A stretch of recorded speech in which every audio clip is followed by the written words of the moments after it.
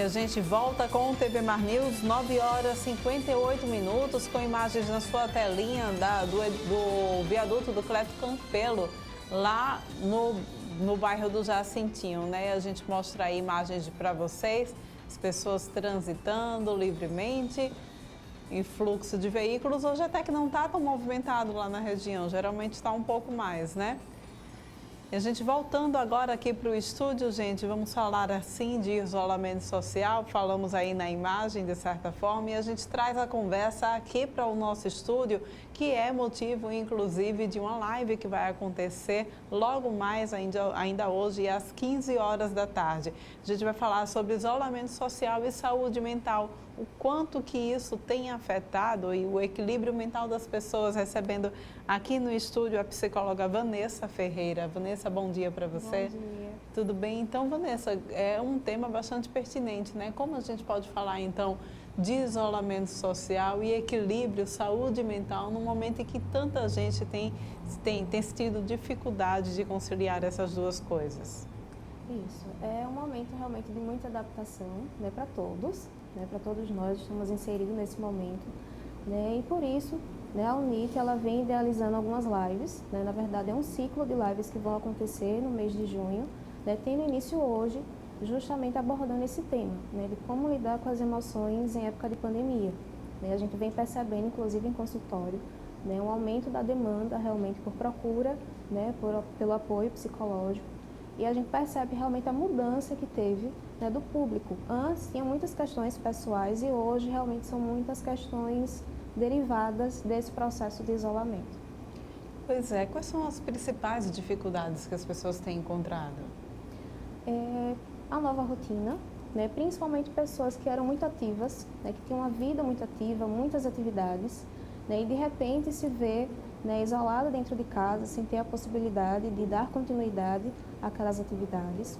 Né? Então, manter essa rotina, as novas configurações familiares, né, por essa rotina que existia, então, os filhos no colégio, os pais trabalhando, e agora todo mundo dentro do mesmo espaço.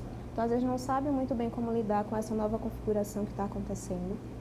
Sem falar nas questões emocionais, realmente, que vão surgindo ou intensificando, né, no caso daquelas pessoas que já tinham alguma questão emocional antes mesmo desse processo, né, desse período de isolamento social e a pandemia. Você continua atendendo nesse período? Tem crescido o número de pessoas também que têm lhe procurado, Vanessa? Sim, a demanda ela tem crescido consideravelmente. Tá? Não falando só pelo meu atendimento, né? Hoje eu trabalho exclusivamente para o atendimento dos discentes, docentes e colaboradores da UNIT. Né, mas de colegas psicólogos, a gente conversa bastante sobre isso. Então, tanto a procura, né, no próprio setor, né, da UNIT, o NAPS, que é o setor que eu atuo, tanto realmente no consultório, né, a gente vem percebendo realmente uma procura muito maior devido realmente a esse momento que a gente está vivenciando. E quais são as dicas que você poderia deixar exatamente para que a população pudesse seguir e tentar levar esse momento de pandemia de uma maneira mais amena, de uma maneira mais leve? Então, um dos pontos principais é manter uma rotina. Por mais que a gente tenha passado, né, por todas essas mudanças e ainda estamos vivendo esse processo de mudança, mas tentar manter uma rotina, né, dar essa sensação de continuidade, de produtividade, inclusive. Então, é um dos pontos principais. Tentar manter contato social, não pessoalmente, que a gente sabe que hoje realmente isso está impossibilitado, mas de fazer uma ligação, uma chamada de vídeo, ou usar realmente os recursos tecnológicos que a gente tem hoje. Né? Então, estamos em isolamento social, mas não precisamos estar distantes um do outro. Né? E se for o caso, percebendo realmente que essa questão emocional vem tomando proporções que você não está conseguindo lidar, está tendo alguma dificuldade, buscar ajuda especializada. Quando é que a gente pode perceber, a partir de que momento a gente percebe que, olha, acendeu o alerta, acendeu a luzinha vermelha e eu preciso de fato de ajuda de um profissional? Então, eu sempre pontuo que quando a gente começa a perceber que o nosso emocional não está bem, que a gente está tendo algumas limitações no nosso dia a dia, a gente acorda já não se sentindo bem, sem energia, não tem mais aquela procura, aquela busca, né, aquela motivação para o nosso dia a dia, então é sinal de que alguma coisa pode estar acontecendo, né, e daí sim seria importante essa busca por um psicólogo ou profissional especializado. E vale lembrar que mesmo nesse momento há atendimentos, os atendimentos eles seguem de forma presencial ou vocês têm feito atendimentos também de maneira virtual? Então, hoje os atendimentos da UNIT, né, eles estão sendo feitos de forma online. A gente realmente utiliza o recurso tecnológico para esse tipo de atendimento. Então, hoje na UNIT, sim, os alunos entram em contato conosco ou por telefone ou pelo e-mail, que é disponibilizado inclusive no site da UNIT, faz o agendamento e recebe o suporte psicológico ou com o profissional que ele deseja. A maioria dos profissionais hoje em consultório também optaram, né, pela questão do atendimento online, mas ainda há profissionais que estão atendendo presencialmente, mas seguindo todos os critérios, né, de proteção dentro do ambiente. E aí, 2 meses após, né, o início da pandemia aqui no nosso estado, mais de 2 meses, a gente começa a ver que as pessoas estão começando agora a pegar o ritmo do que é o home office. Isso. E estão começando a se adaptar agora à nova rotina, né? E, de certa forma, começa a ficar cada vez mais distante a ideia do vai passar, porque a gente já tem esperado tanto e tem visto que, infelizmente, a situação tem piorado dia após dia. Como que a gente consegue trabalhar essa ansiedade para o fim de tudo isso diante desse cenário? Então, a ansiedade é um dos pontos assim, mais percebidos, né, realmente, que vem desencadeando ou intensificando nesse período. Quando a gente traz a questão da rotina, né, de tentar permanecer, manter uma rotina, é justamente para tentar aliviar um pouco, né, essa ansiedade, essa incerteza de quando, né, voltaremos ao nosso ritmo normal. Então, ter realmente uma agenda, uma rotina para esse home office, né, passar um dia de cada vez. Né, a ansiedade ela tende a fazer com que a gente sempre esteja pensando lá na frente. Né, então, muitas vezes a gente acaba não se prendendo muito nas atividades, no que nós temos hoje realmente para realizar, e faz com que a gente fique nessa constante espera. Então, essa rotina, essa organização, né, e permanecer nesse pensamento que sim, em algum momento, né, nós vamos voltar para as nossas atividades normalmente, mas que essa adaptação para esse home office, né, é necessária para esse momento e realmente vivendo um dia de cada vez, sem esperar e criar muitas expectativas para que essa ansiedade também não se eleve. E como lidar com as emoções dos outros entes que estão em casa também, né? São filhos, o cônjuge, o marido, enfim. Como lidar com tudo isso? Uma das formas, né, tentar também permanecer bem, né? Se eu não estou bem, consequentemente eu não vou conseguir lidar com o emocional daquela outra pessoa que está ali comigo. Né? Então, perguntar se está tudo bem, mostrar apoio de alguma forma e, se necessário, também, né, colocar para a pessoa a importância de buscar, né, o suporte psicológico dentro desse momento. Né? Às vezes a própria pessoa não tem essa percepção, né, que esse emocional está tão intenso para as outras pessoas que estão ali no ambiente e às vezes a pessoa realmente, alguém da família chegando e colocando, né, da importância dessa percepção, faz com que a pessoa busque esse tipo de ajuda. Então vamos convidar quem está assistindo a gente a participar dessa live. Como é que a pessoa pode participar? Então, a live vai estar acontecendo hoje às 15 horas. Né? O tema é lidando com as emoções em época de pandemia. E é só se conectar no YouTube da UNIT Alagoas, que a gente vai estar transmitindo a live. A gente tem um endereço? Só colocar UNIT Alagoas lá no YouTube? Já tem? Isso. Através do Instagram também vai ser transmitido? Só pelo YouTube. Só pelo YouTube, né? Isso. Então pronto, vamos fazer o convite para quem está em casa? Vamos lá? Ok. Então, gente, convido todos vocês, né, a participarem desse momento conosco. É, né, uma troca de conhecimento muito pertinente, né, ao momento que todos nós estamos vivenciando. Então, não percam, hoje às 15 horas, no YouTube da UNIT Alagoas. Eu vou estar falando um pouquinho de como lidar com as emoções em época de pandemia. Aguardo vocês lá. Muito bem, obrigada pela tua participação aqui, Vanessa. E olha só, gente, a gente continua falando ainda sobre essa situação de pandemia, sobre os cuidados que a gente precisa adotar com a limpeza dos materiais que nós utilizamos diariamente. Vamos conferir na matéria de Mara Almeida. Eles estão por toda parte e constantemente são usados por nós. A Mariana Silva é empresária e durante a pandemia viu seus pedidos online aumentarem. Logo, tem utilizado mais seu celular. Praticamente 24 horas, né?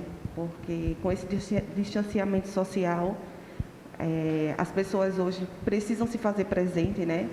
e com a campanha das floriculturas, né, Abraço com Flores, então é uma maneira da gente se fazer presente nos lares, né, diante desse distanciamento. Então, praticamente é 24 horas. Assim como as mãos, os equipamentos eletrônicos também precisam ser higienizados para evitar o contágio da Covid-19. Principalmente o notebook. Muitas famílias não têm mais de um notebook dentro de casa, então, todos estão em home office, tem a questão da escola também, as aulas. E às vezes esse computador, esse aparelho é compartilhado entre os membros da família. Aí eu recomendo que toda vez que uma pessoa usar, higienize para poder a outra vir usar o mesmo aparelho. E celular, a gente sempre está com ele na mão, a gente sempre está usando e tocamos em muita superfície que pode levar a contaminação para o aparelho. Mariana trabalha com entregas e está atenta a essa necessidade. Sempre que eu estou usando o celular, assim que eu acabo de usar, eu já tenho que higienizar, porque é um vírus, como você havia dito, que não há controle e toda higiene mínima é necessária, né? Então, a gente está sempre higienizando tanto o celular quanto outros itens também para a confecção do nosso material. Julien explica como a limpeza deve ser feita para que não prejudique os componentes eletrônicos. É recomendável você usar sempre o álcool isopropílico, que é o álcool isopropílico, ele tem 99,8% na sua composição de álcool e 0,2% de água. Essa composição faz que ele evapore mais rápido e não prejudique os seus aparelhos eletrônicos. Lembrando sempre que você não deve usar diretamente no aparelho, você dê preferência a uma franela que não solte pelo, ou então um lenço ou de um papel fino ou mesmo de microfibra, você higienizar os seus aparelhos. E o técnico ainda alerta sobre os lugares em que o computador está sendo utilizado. O pessoal tem muito costume de usar computador em cama, superfície forrada, tanto em cama como em mesa forrada. Não é aconselhável porque tapa a ventilação do notebook e ele vai esquentar e vai prejudicar seus componentes eletrônicos. E a gente volta então agora, vamos conversar ao vivo, via Skype, com o jornalista Edberto Ticianelli, que vai conversar com a gente a respeito da gripe espanhola, como Alagoas enfrentou a gripe espanhola há 100 anos. Ticianelli, bom dia para você. Você tem desenvolvido um trabalho nesse sentido, né? Eu gostaria que você pudesse dividir com a gente então os seus conhecimentos e a sua experiência. Bom dia. Bom dia. É importante levantar esses dados do início do século passado, porque eles têm muito em comum com o que está acontecendo hoje. E é impressionante essa coincidência que a história registrou, né? Então, nós fizemos um trabalho de pesquisa para identificar exatamente o que coincidia e o que não coincidia, né? E ficamos impressionados com as coincidências. O que a gente pode relatar em relação, o que há de mais comum entre esses dois períodos, há 100 anos atrás? Olha, eu acho que talvez seja mais importante a gente destacar certas diferenças. Por exemplo, no início do século XX, o país, a população se espalhava pela zona rural, principalmente. Nós tínhamos mais ou menos 15% dos moradores nas zonas urbanas e 85% nas zonas rurais. Então, isso afetava a forma como se enfrentava uma pandemia, por exemplo. Ou seja, o isolamento natural da atividade agropecuária, de certa forma, já protegia parte importante da população. Outra questão também a identificar são os meios de transporte, né?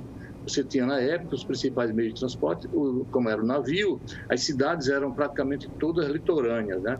Já havia, claro, as ferrovias, os trens, mas predominava ainda o transporte por navios. Então, as cidades mais atingidas eram as que tinham atividade portuária grande, como foi Recife, como foi Maceió, como foi Belém do Pará, Rio de Janeiro, Santos, em São Paulo.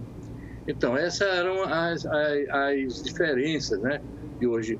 Mas, por exemplo, uma questão importante que na época chamou atenção na pesquisa é que todos os jornais diziam: olha, essa gripe, ela é de caráter benigno, ou seja, ela não vai matar. ela é uma gripe como qualquer outra. Ela vai ter que ser tratada como qualquer outra. E isso gerou uma enorme polêmica na época, porque alguns diziam, não, olha, isso é sério, isso está matando na Espanha, está matando na Europa, está matando nos Estados Unidos.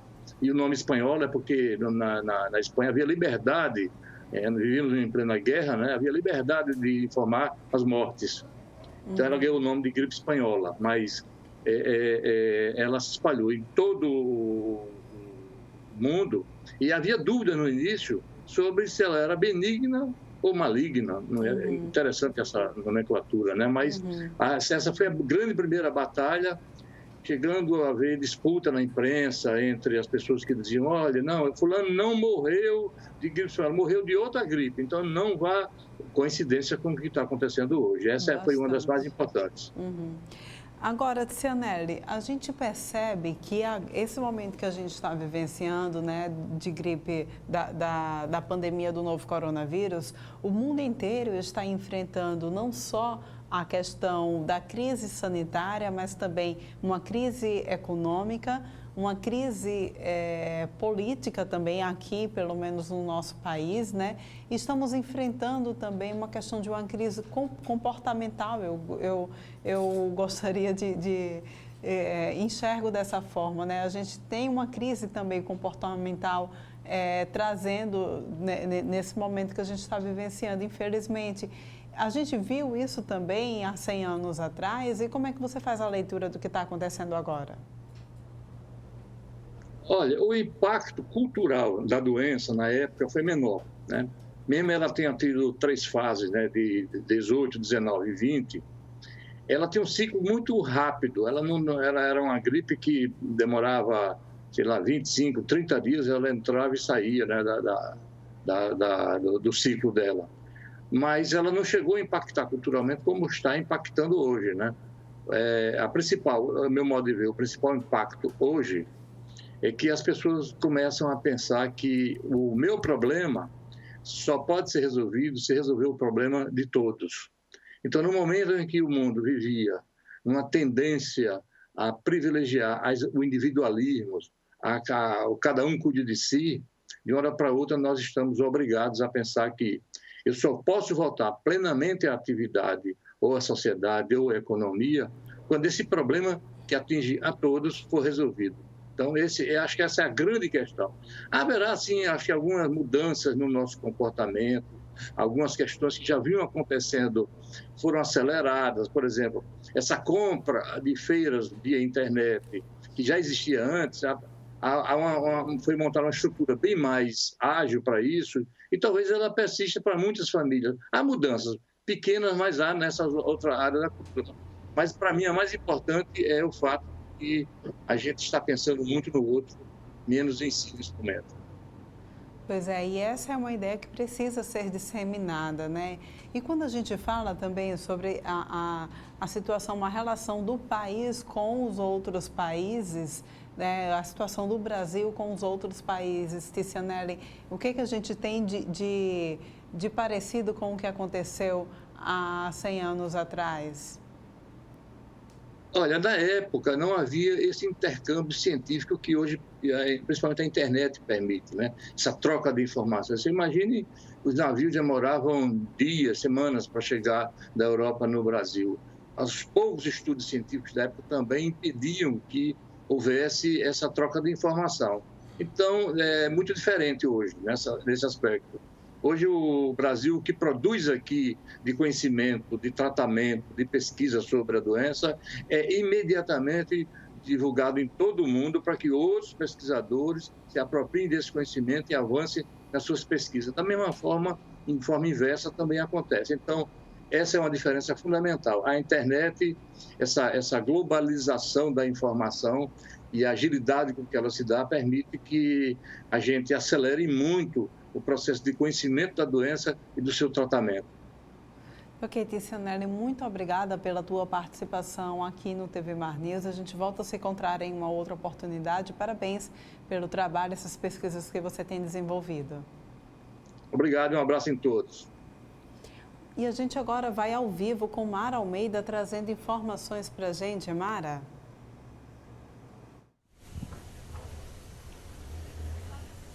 Oi, Porlane, mais uma vez. Olá também a você aí, telespectador do TV Mar News. Pois é, para a gente fechar os nossos vivos desta segunda-feira, nós estávamos falando sobre o volume de chuvas, né, que caiu aqui, principalmente sobre o litoral, nesse final de semana. Mas o que será que ocasionou tudo isso? Quem vai explicar para a gente é o Vinícius Pinho, ele que é coordenador da sala de alerta daqui do estado de Alagoas. Bom dia, Vinícius, muito obrigada pela sua participação aqui no TV Mar News.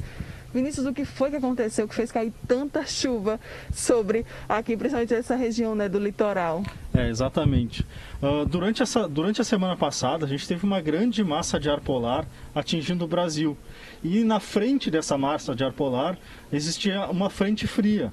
Essa massa de ar polar ela foi tão intensa que ela deslocou essa frente fria. Essa frente fria chegou até o leste do nordeste do Brasil, ocasionando toda essa chuva e, consequentemente, diminuindo também as temperaturas aqui na região. Esse é comum acontecer esse fenômeno aqui?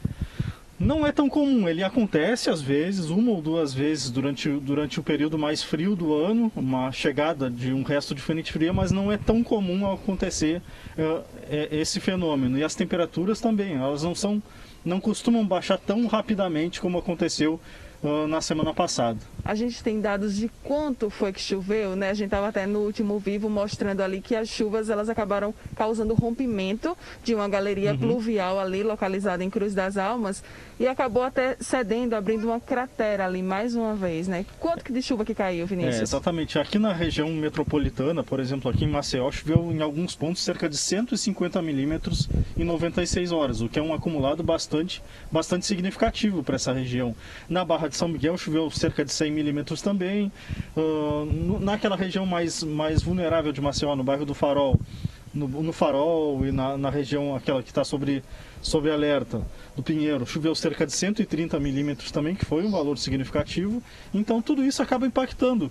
Essa chuva, como foi uma chuva de intensidade moderada, mas uma chuva bastante contínua, ela faz com que os acumulados sejam bastante significativos e nós tenhamos problemas geralmente de deslizamento de terra, movimentação de massas, o que aconteceu com o rompimento daquela galeria. Normalmente são esses os problemas causados por essa chuva. Você falou das baixas temperaturas, né? Também foi registrado, o pessoal sentiu um friozinho, né? Teve gente até que agradeceu pelos 26 graus. Exatamente. Por que baixou também a temperatura? Então, foi justamente pela chegada dessa massa essa massa, quando ela se originou, ela era uma massa de ar polar, que ela veio lá do Polo Sul, da região Antártida.